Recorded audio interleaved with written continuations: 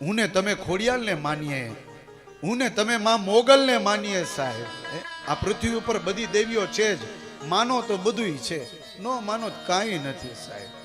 અને જેવો જેનો ભાવ એવી રીતે એને આશીર્વાદ પ્રદાન કરે છે સાહેબ.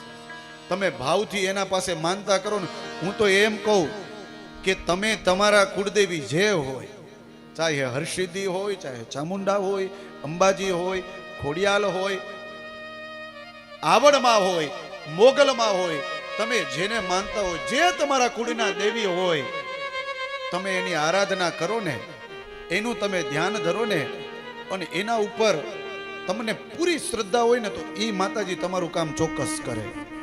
અને આ સંસારમાં શ્રદ્ધા છે ને, એ જ સર્વશ્રેષ્ઠ છે. કોઈ વીરપુર જઈ અને જલારામ બાપાના સાનિધ્યમાં જઈને માનતા કરે તો એ જલારામ બાપા પણ એની માનતા પૂરી કરે છે. એ કઈ ભગવાન નથી, એ ભક્ત છે સાહેબ.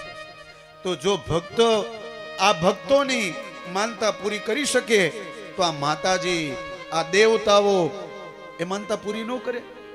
માનતાનો અર્થ મનના વિચારો, મનની આશાઓ, મનની તૃષ્ણાઓ, એનું નામ માનતા.